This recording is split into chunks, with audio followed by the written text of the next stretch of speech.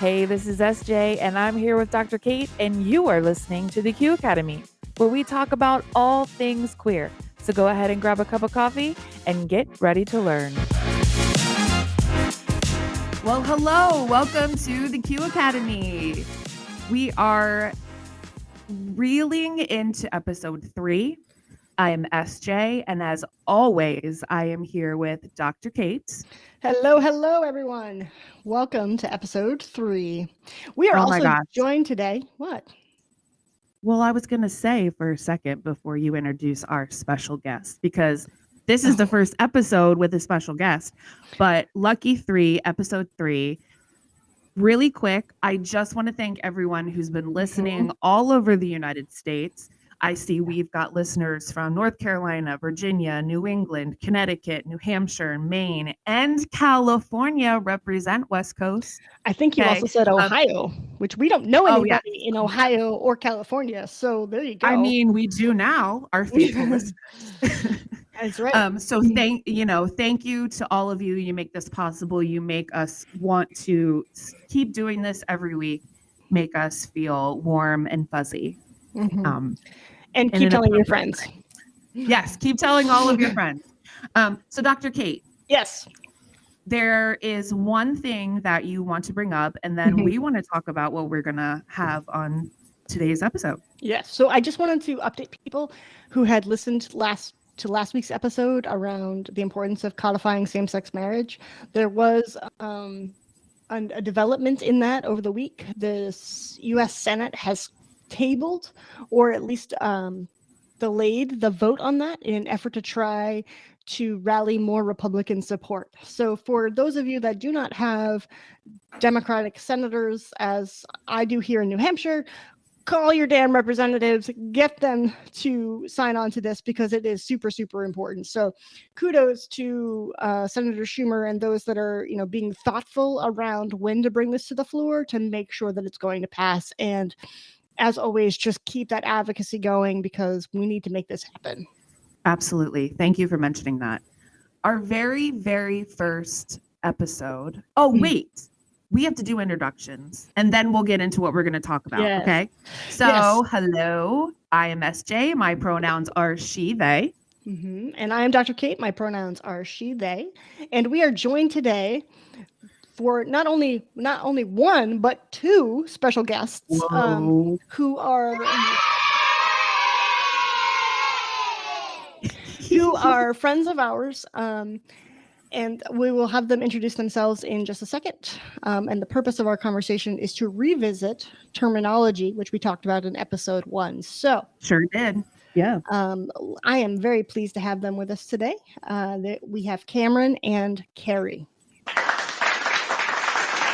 Welcome to the Q Academy, Kamren and Keri.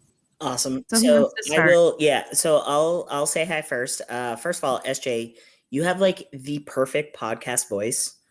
Well, I do have a radio background, so it's really smooth and it's like, welcome to the podcast. I don't necessarily have that voice, but for everyone listening, my name is Kamren. I also go by Cam. And my pronouns are they, them. Welcome. Thank you. All right, so then that leaves me. I apologize. The rain just started getting louder behind me. So if you need me to, I'll close my window. We can't hear it at all, so you're good to go. Great.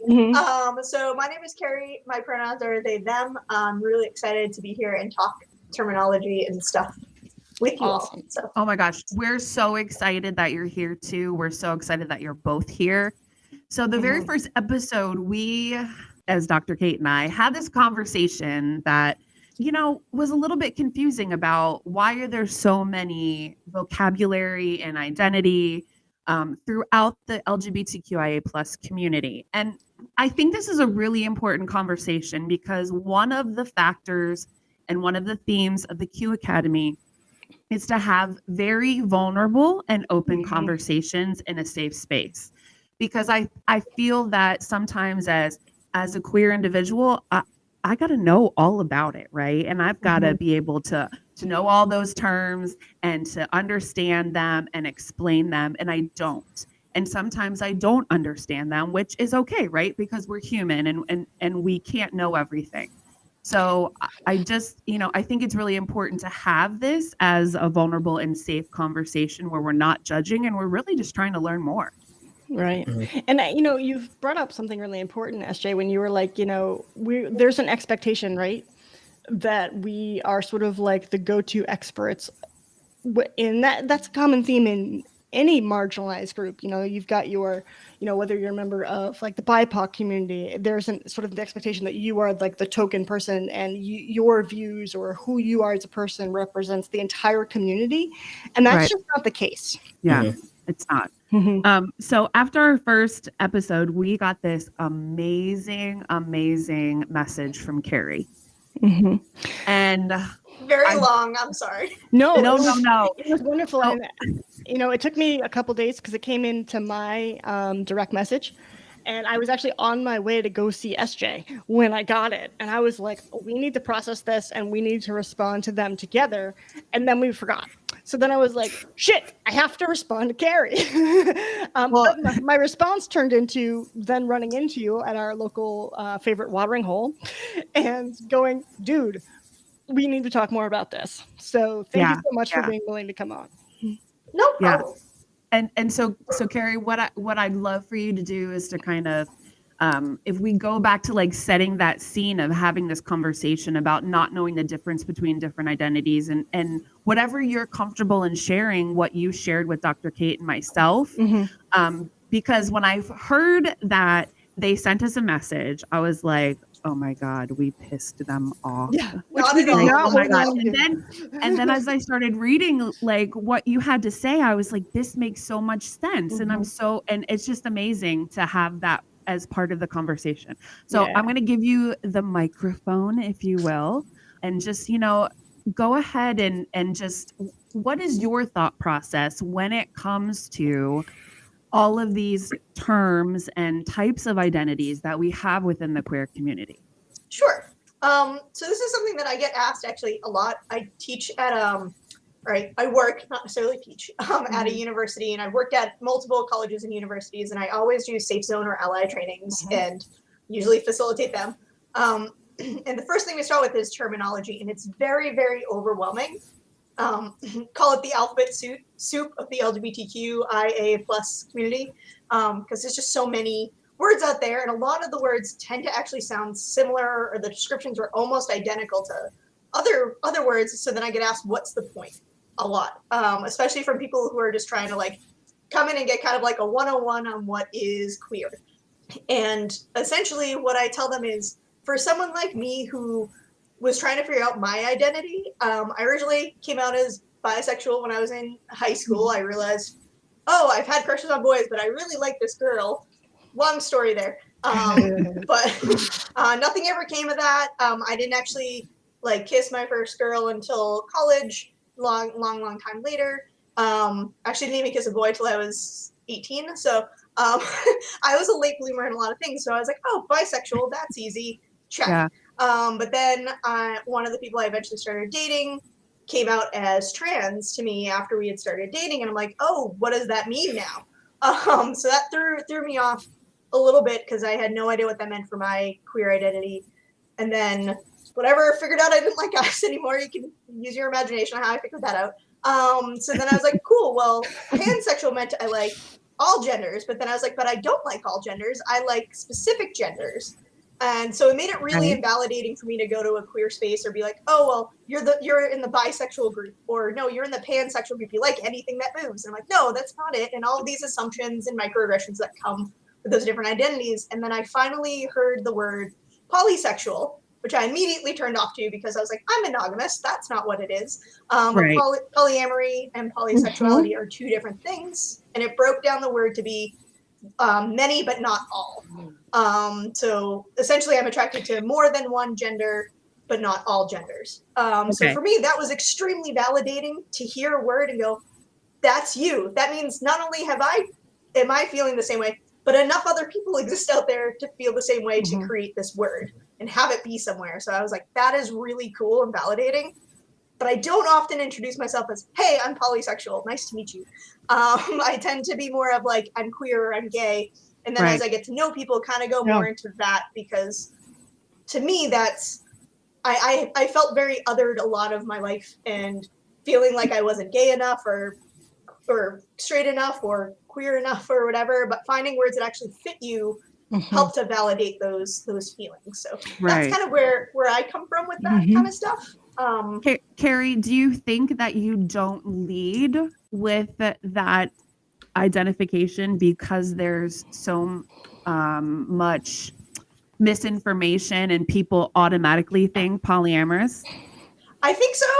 It's also just it's much easier to just say, "Oh, I'm gay" or "I'm queer." Like it's a more understood umbrella word out there.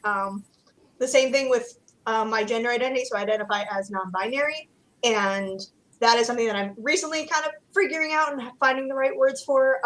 Trans is not quite right because everyone makes assumptions. If you're trans, like, are you getting certain surgeries? Are you on hormones? Like, do you want to be a guy? And it's just, there's all these different assumptions that can come around. So I still am very careful about who I share that with in order to make sure it's safe and a good place for me to actually do that. I don't even think my dad knows I technically identify as polysexual, like, kind of a thing. I mean, and to be honest, just doesn't need to know.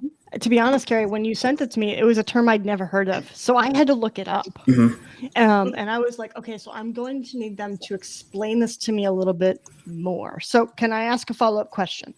When you're saying that you are attracted to many genders, but not all genders, would you be comfortable giving an example of that? Sure. I don't like men. I do not like cisgendered males.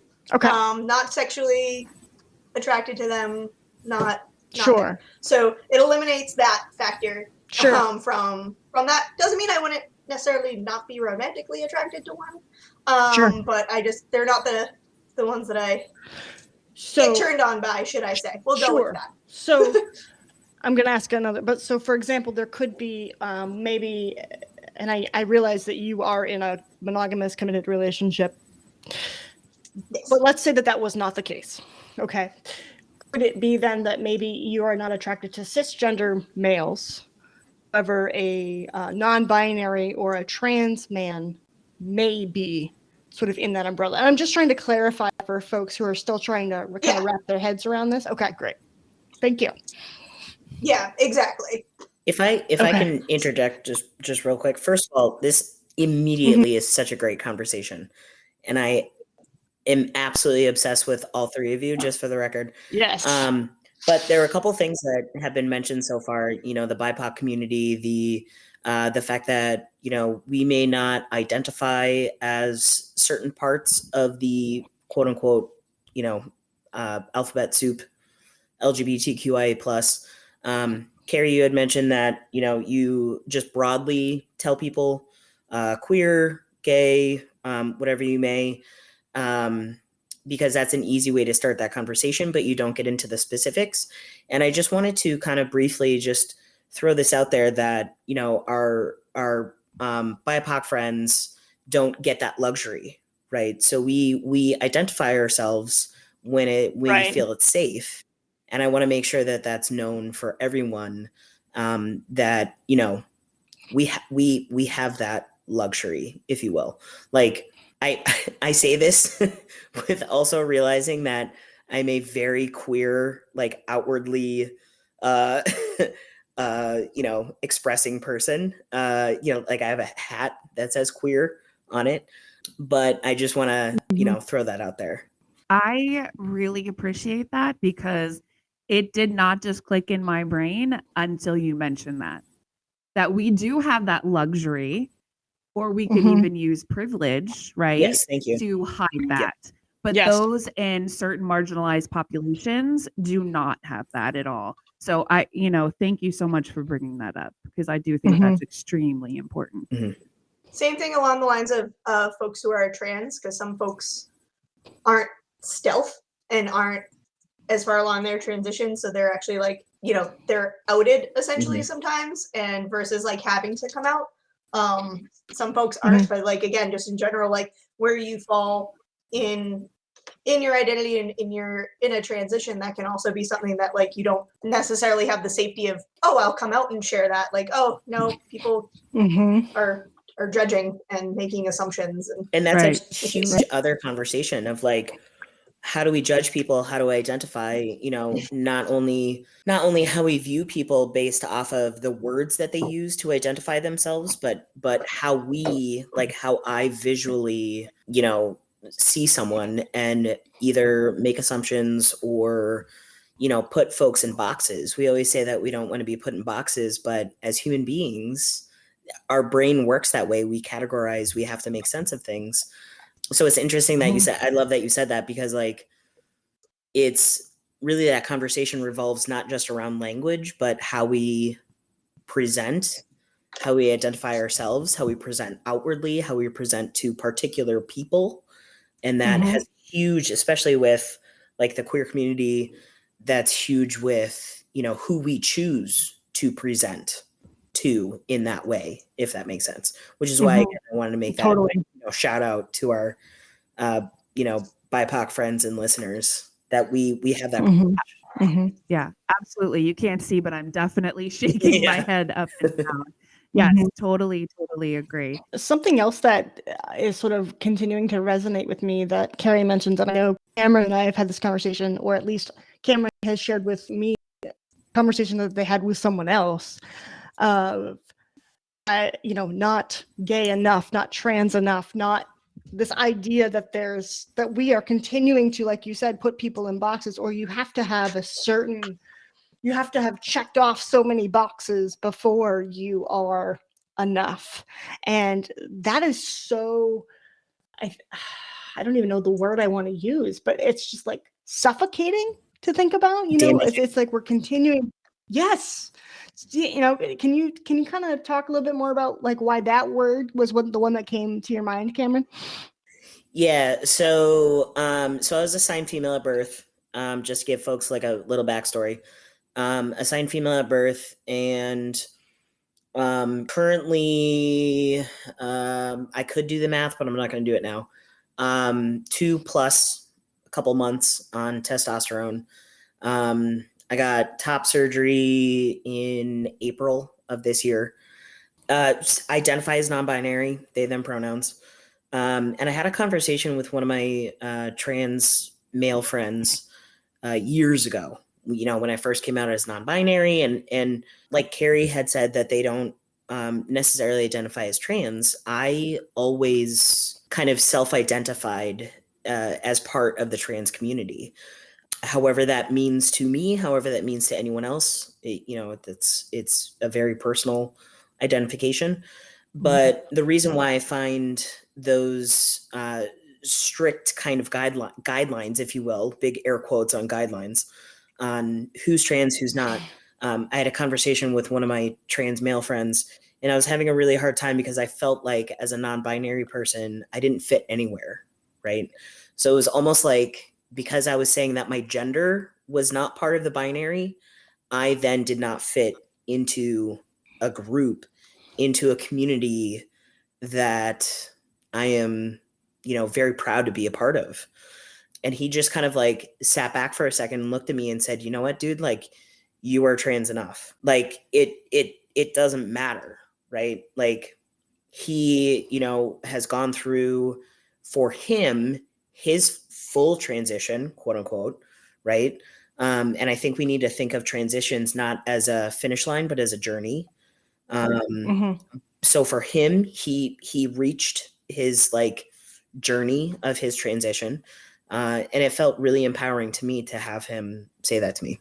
That's really awesome. Just want to say that's like, to hear that a friend of yours in that community did say like you are trans enough, because I have dated a number of people who identify as trans or non-binary, and that's one of the things they always struggled with. Is they always felt not trans enough in a community. They always felt like they had to, even if they weren't serious, had to talk up all the stuff that they were going to do in order to kind of like feel like they were part of the group, and which is really disappointing because we're already such a small group. So why are we othering each other in a small group already? You know? Exactly. Yeah. I think that's tough, and that happens in, you know, I can't speak for other communities, but I feel like it happens. Just the conversations that I've had with friends who are in other communities that are, again, quote unquote, othered. I use a lot of air quotes, by the way. So, but I've heard from a lot of people that, you know, if you don't fit that like specific kind of OG, like original group mindset or like culture or whatever, you somehow don't fit in. But with some communities, the queer community, we, you know, our elders, our like queer siblings created this community to not be othered, right? So the fact that some folks are othering others is so damaging. Like you said, like Dr. Kate, using that word damaging, that's part of it. And a lot of our queer history is built on that, like cis, I mean, in this case, homosexual. Usually my go-to is like cis het, you know, blah, blah, blah, blah, white, you know, whatever. But it's like this gay white men really started to kind of push everyone else out, and our like BIPOC siblings or trans siblings like were very much othered as the same as, you know, folks in the lesbian community. So damaging. Yeah, very much so. And you know, I kind of think about like, so like I have my own gender journey, so to speak, and I like that we're referring to it as a journey because it is so different for every single person. And I don't necessarily feel that I'm not queer enough, but I think it is still such a hard journey for me because I don't feel like I am masculine enough or feminine enough. And I feel like falling in the middle like that, you know, and some days flip flopping or seesawing isn't enough, if that makes sense, in the eyes of other individuals within the queer community that I've had interactions with. And that really takes a whole on a toll on your mental health. Absolutely. You know, when you're trying to figure that out and determine It does. So I come from an art background. So whenever I think of things, unless it's like a legit timed race or like the end of a baseball game or the end of a football game, whatever it may be, I think of everything as like a journey. And I know everyone's like, oh, it's a journey. Like, tell me about your journey. You know, like, I don't mean it that way. So knowing that I come from an art background, as someone who produces art and works on art as an artist, we live all the time in a universe where whatever we're working on, whatever producing, whatever we are feeling and emoting is never finished, right? So like a piece of art, a painting, you know, whatever you're working on, a drawing could always have something that you either add to or change or take out or fix or you know, whatever you edit however you want, honestly sometimes based on the mood that you're in. So I always kind of think of like journeys or who we are as people, how we present, how we identify ourselves, how our partners identify, you know, whatever it is, more of that piece of artwork where, you know, nothing has to be finished. It may be on a wall, right? And you may be in a gallery, you may be showing it to other people, but as the artists ourselves, we don't necessarily have to be done with it. We don't have to say this is done, right? It's artwork. Wow, that just blew my fucking mind. I wanted to go back to something you said about how kind of like the gay men kind of took over like some stuff, because it brings back to that to my little polysexual conversation earlier. And you're welcome to edit this out if it goes in a different track. No, go. Essentially, there's there's a story that I like to share at when I do my trainings about why it's so important, and like a tangible example is I went to Pride in Boston one year. And I'd gone to Pride multiple times. I actually had a really bad morning with that. I was trying to meet up with friends who I felt ditched by, whatever. I ended up being there with my wife and a friend, and it was really great.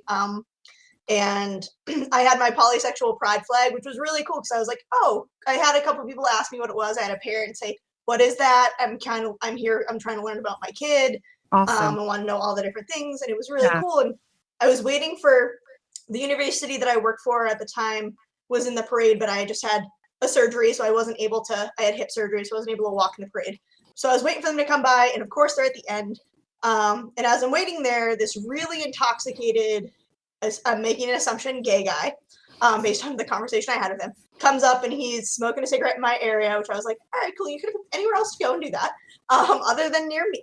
But whatever, it was outside. And he goes, so what's your flag? So I was like, oh, it's polysexual pride flag, which means, I like many but not all genders. He goes, oh, I'm so sick of all this. This is gay pride. This is rainbow pride. Why is all this stuff? And he just went off on this tangent.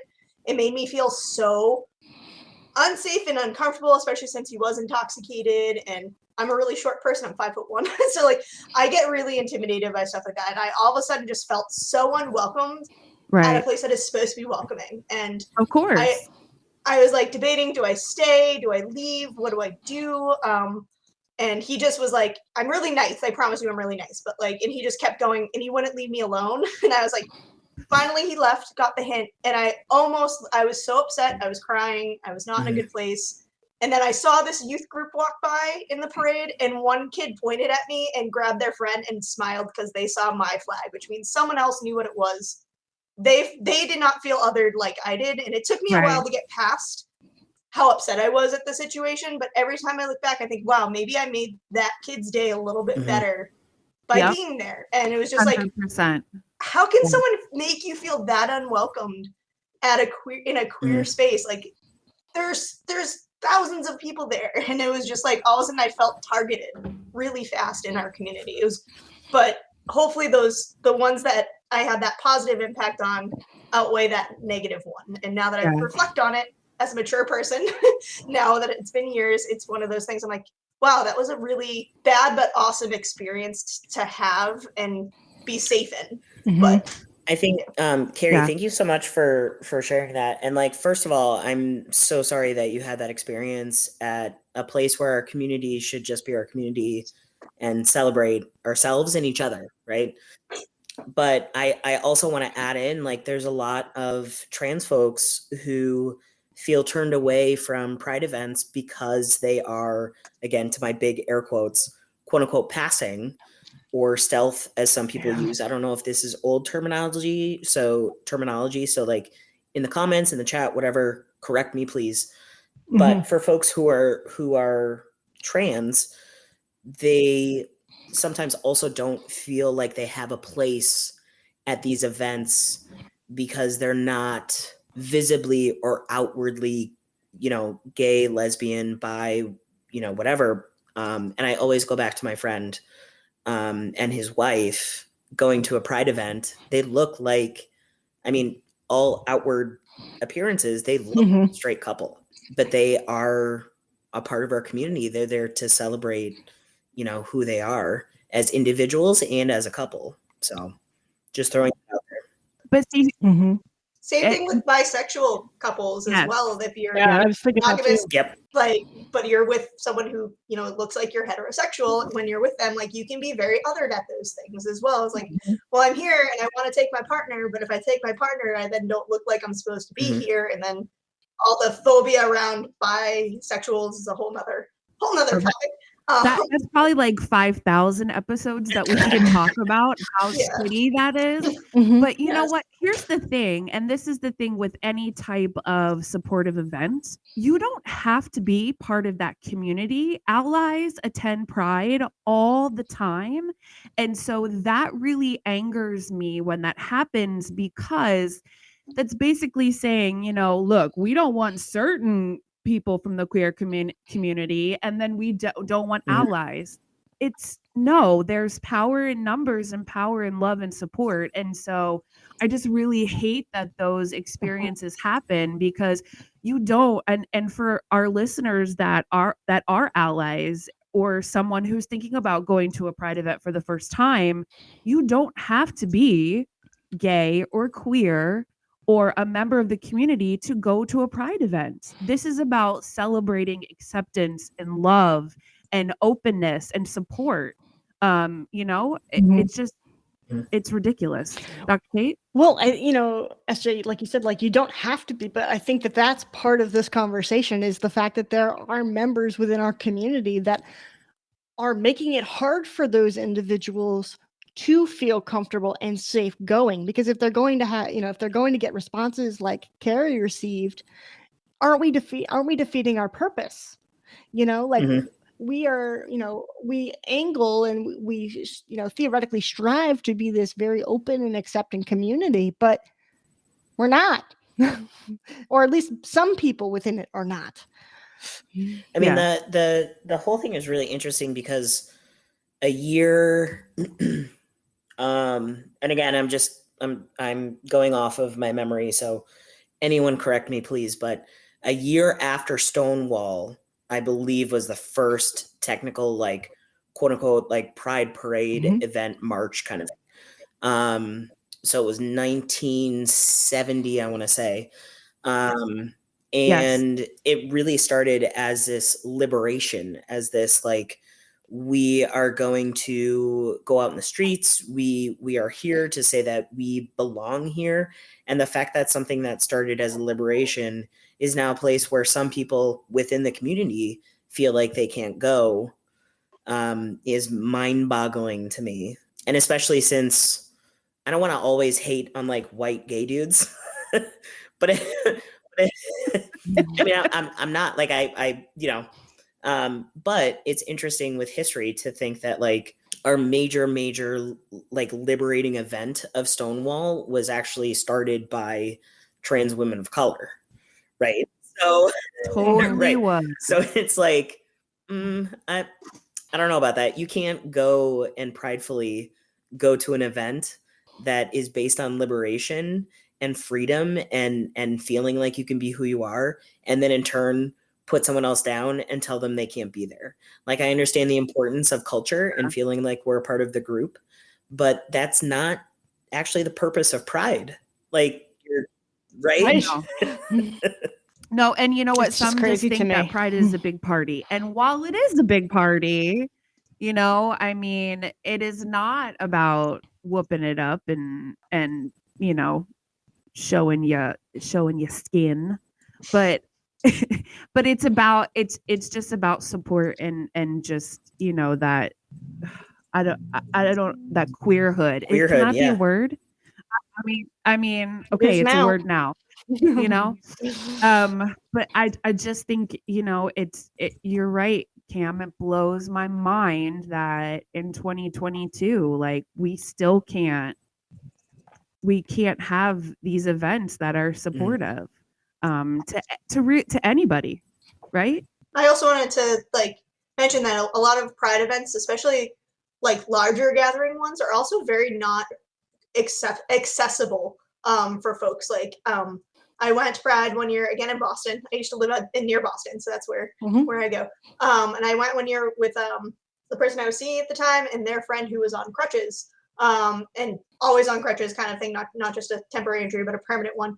And you wouldn't believe how many people nudged him and bumped him, and it was just like this stress of like, we took public transit to get there, and it was just like everyone was just so, they're like, this is my day, I'm not worrying about anyone else. Like, this is everybody's day. Why isn't anyone like thinking about that? Anyone in a wheelchair is seen as like a problem and something to avoid, and it's hard for them to feel like they're part of it. And I can only imagine what it's like to be someone who's queer, physically disabled, trying to find something that fits them. Can I access it? And like even just seeing the parade, unless you like are willing to sit in the designated quote unquote handicap area, like will you be able to see or enjoy a parade? And can you even go and enjoy the festival and get to those things? And it has a lot of work to do. And I feel like really excited to get more people there and try to think of how can I make something more accessible, and each time getting better is how we're gonna move forward. But I remember that and I was like, that made me feel so intense, and I wanted to guard him, but he's like, I got it, I don't need a guard. I'm like, okay, cool, great. But it was heartbreaking to see that he was almost getting hurt and trampled. It makes me think of like that meme thing where it's like, move, I'm gay, like the month of June where it's like, move, I'm queer. But also that intersectionality piece of being queer and or whatever it may be. And Dr. Kate, I'm going to let you take it from here. Well, as a queer disabled person, I can speak to the fact that oftentimes people within the disabled community are not even seen as sexual people. Mhm. They're often portrayed or believed to be by non-disabled people essentially asexual, which is not the case. But it can be a huge challenge. I mean, I can't even tell you how many people, in trying to date were like, well, like could not like wrap their brain around what it would be like to date somebody with a disability. And I'm like, but I get really good parking, like just trying to make light of it, and it's about the parking. I totally know that it's about the parking. But like people, like those would be the kinds of questions that I would get. Like, Yeah. and my disability is fairly, I know many of our listeners do not know me, but it's pretty mild. Like I hike mountains. This has been a barrier to me as a sexual person in finding a partner. Well, and your disability too is visible. So, while it is mild, it's visible. So when, you're meeting people for the first time and that's, or going out to meet people, that is a factor that goes into it, and so I think Mhm. I think that is one thing that might, scare people off because they don't know how to ask the questions appropriately or safely, because I'm sure you would love for people to ask you questions about it, to get to know you and to ask those things, or Mhm. you may not. I don't know. I can't speak for your experiences. So, let's talk about that for a second. Let's say you go to a queer speed dating event. Let's set the scene. I love setting the scene. Cameron, can you imagine Let's me set at the a scene, queer right? at a queer speed dating? I love that you just immediately I came think up with that a would be queer hysterical. speed dating like scenario. 10 dates in 20 minutes. 2 minutes a date. Did I Should I do the set my math right? timer? Yes, I think it did. All right. Oh my Okay. God. Kate, you're on. Go. You got Yes, 20 let's do minutes. Holy crap. Well, I just, Dr. 20 minutes Kate, is a long time. That's how not would speed you- dating. You can tell I've never gone speed dating. Is 2 minutes a long 20 time for a minutes? speed I don't date? know. I don't feel know. mean, I've supposed to never be done like rope. number one, I have social anxiety, so I would never be going on a speed Oh dating God, thing no! because Then I'm like, that's a horrible like, example. for those that don't know, Cameron and I have been friends since we were 7 years old, so a long ass time. So my immediate response was, Cameron, can you imagine me going to a speed dating? Because they know, like, I would never step foot in something like that. Dude, But same. I would also never do that. But if you ever do, let me know. No. I will They- take pictures. I don't know. I will take pictures. I would totally host one and enjoy watching people On do the next it. episode, Oh my we God, are we hosting. totally- How do you feel? Like if someone, are you open to people asking those questions when you're getting to know someone? I mean, so I also work in an elementary school, and I walk around a lot, and many of the kids that don't usually see me walk, like I hear a lot of them go, "Why does she walk like that?" And the teachers go, because they don't know how to respond. Right. So then I usually turn around and I go, "Oh, well, you know how we all have things about us that make us different and unique. That's just me, right?" But I think that you bring up an important point, because the kids that I work with have no problem asking that question, right? They're just Nope, they never do. genuinely curious and wanting to know. And at some point in our socialization, and I do believe that this is a social construct, we become embarrassed or afraid to ask those questions because it's typically the parents or the adult that goes, "Shh, don't ask that," right? Right. So at some point in our development, we are taught that we can't ask those questions, or we shouldn't ask those questions. To your question, though, I think I would much prefer that those questions come organically. So one of the challenges, right, that I've had in dating in the past was that it became almost like a a hyper focus for that individual. They wanted to know, like, does it get any worse? Or like they immediately assume like the limitations, right? Whereas while it is a part of me, it is not all of me. So No. I much prefer to just like let things happen and, yep, I'm going to fall. And you just sort of know that, right? I am fine with those questions. I think where it becomes challenging is when I'm getting the sense that this is a barrier for the person, as opposed to truly seeking to understand, and not just seeing that aspect of my identity, right? Or not being afraid to embrace me as a human because I also have that really awesome parking space. Hey, this is SJ, and I know you really want to hear more from Dr. Kate and our special guests, Keri and Kamren. So make sure you tune in next week to part 2 of We Are All Works of Art, where we continue the conversation of queerdom and even get a bit emotional. Remember, episodes drop every Wednesday, so make sure you're following and subscribing so you don't miss out. As always, thank you for listening, and we will catch you next week. So until then, I want you to stay safe, be kind to your mind, remember you are loved, and don't forget to make someone smile.